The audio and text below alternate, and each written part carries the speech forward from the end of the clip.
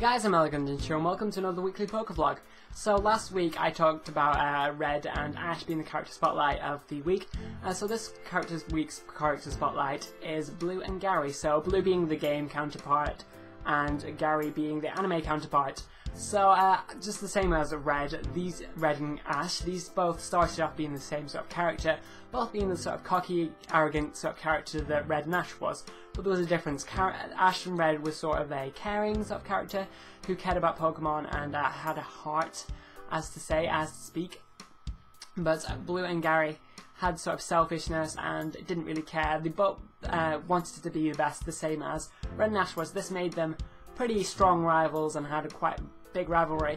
And that the rival sort of idea sort of stayed with Pokemon being the cocky, arrogant and uncaring sort of rival, whereas your character is meant to be the sort of caring but determined sort of character. That stayed with Pokemon. But Blue and Red were the original ones, and Gary and Ash were the original in the anime too, the original main character and the rivals. So, as I said, Blue and Gary both rivals to Red and Ash in the game and the anime.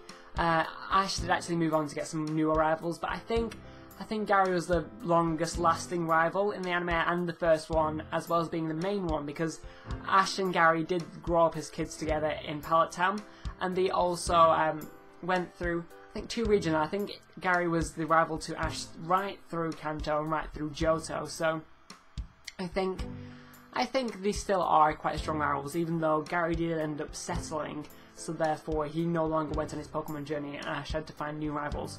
Also, Gary and Blue are both the grandson of Professor Oak, so Gary Oak and Blue Oak, that is their name.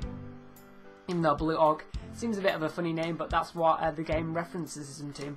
And the latest appearance of Gary in the anime is actually in Diamond and Pearl. I'm not sure if in the Japanese Black and White series he's appeared there, but I know in the English dub Gary's not yet appeared.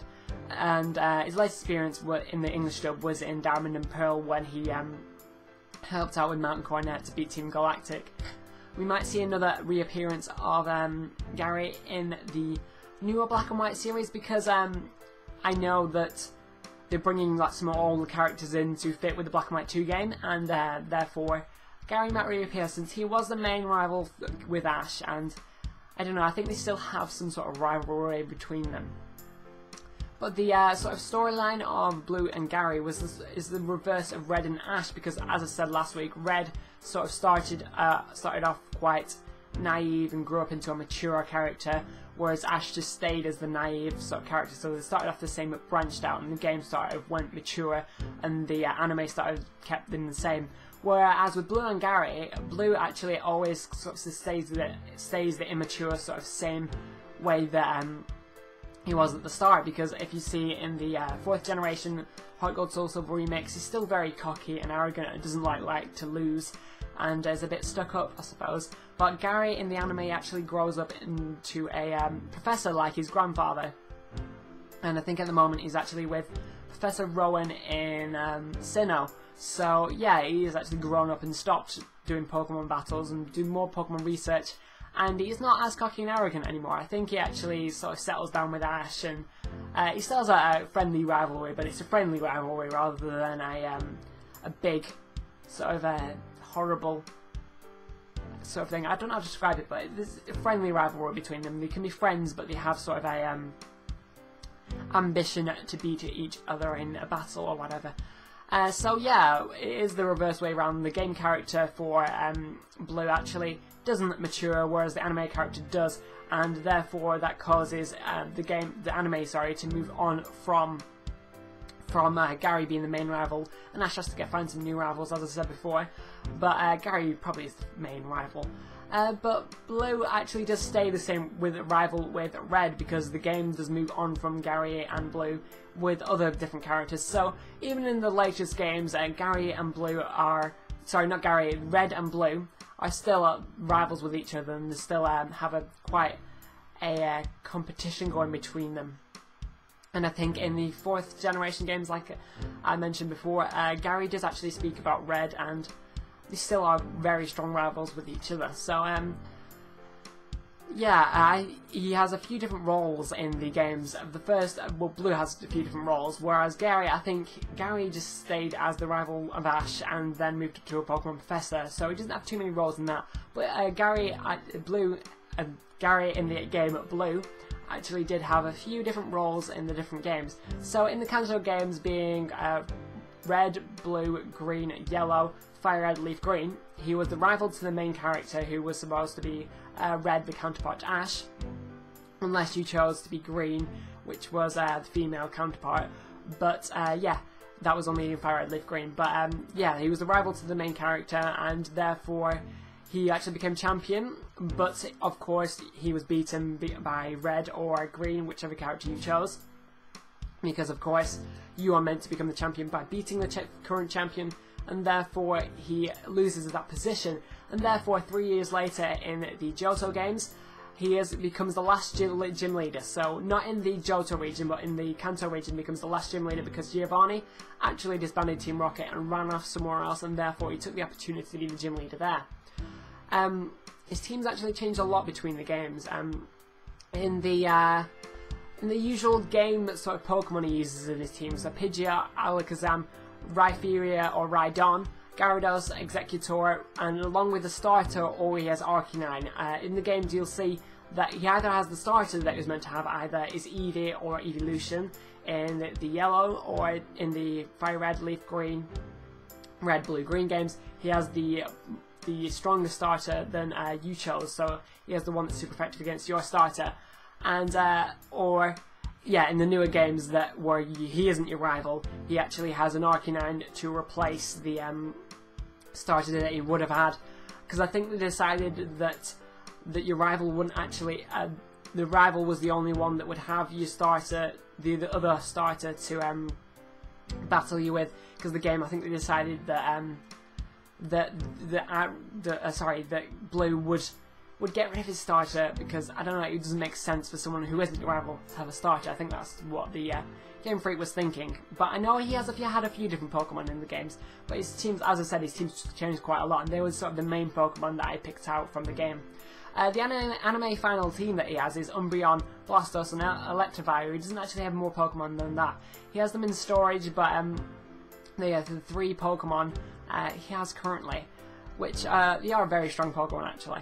But Red, I think it affected the way Red was made quite a lot, because in the anime he had an Umbreon as his starter Pokemon, and therefore in the second generation they actually decided to give Red an Espeon.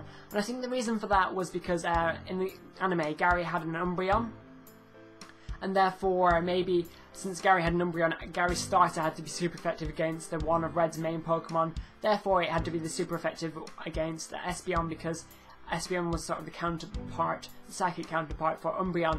And I think that's the way he thought about it. But they ended up getting rid of Ash having, or Red having Espeon anyway, because in the anime Ash didn't have an Espeon, and therefore it didn't quite make sense. As well, as I said before, they decided that Blue shouldn't have a starter when he wasn't your rival, so therefore they replaced it with Arcanine, and he didn't have a starter in his team in the future games. So it did affect Red a bit having an Espeon, but Red's Espeon was actually replaced with a Lapras in the remakes of the Johto games, so I think they moved on from having that as well. So even though I must say that Red does have starter Pokemon, and even I said before that I think the characters that aren't your rival don't have starters, Red does have the starters, but I think Red kind of has to have the starters because that is Red's thing. An interesting thing about Gary is that one of his Pokemon died. Well, allegedly one of his Pokemon died. We don't know this for sure. This was a Raticate, and this is the only sort of death of a Pokemon I think we've seen in the games. There has been the Lavender Tower, and I think a few other places in the games where lost Pokemon have been like seen and found, but you've never got to see the Pokemon alive and then dead, because in the games of the Red, Blue, Green games, I think it's in Yellow as well, and Fire Red, Leaf Green, but I don't think in any of the games. Gary actually had a Raticate, but it suddenly just disappeared out of his team, and when you battled him again, he didn't have one. But between then, you actually saw him in Lavender Tower coming out of it. I remember wondering why in Lavender Tower, because that's sort of burial place for Pokemon where you go to see them again in the gravestones. Well, I think, and a lot of other people think, that Gary actually buried his Raticate there because it died or fainted. It didn't faint, but it properly died from a battle, which is quite harsh for a child's game, I suppose, and they did change that to never happen again. But I think that's quite interesting. A lot of people fit that in with a Nuzlocke, because Nuzlocke rules do determine that your Pokemon die, so I think that's quite interesting. So let's move on to the question of the week. So this week's question of the week is, who's your favourite game rival? So let's say mine's Blue. Even though you might think I'm a nostalgia freak, I'm not really being, because, I don't know, I think Blue was my favourite because he had this sort of cool guy around him. He had all the arrogance and stuff, but he had a reason for that because he was the sort of cool guy character. I don't know how to describe it, but I know in the original games he had this sort of cool guy music that was really, really fitting, and that's probably one of my favourite game music of the Pokemon series, just because, I don't know, it really, really did fit him well, and you could just feel the arrogance coming from the music. And it wasn't like a really bad arrogance, I don't think. It was sort of just because he was so cool, and it was rather fitting, I think. And tell me what you think about that. And I want to say thank you for watching, and I'll smell you later.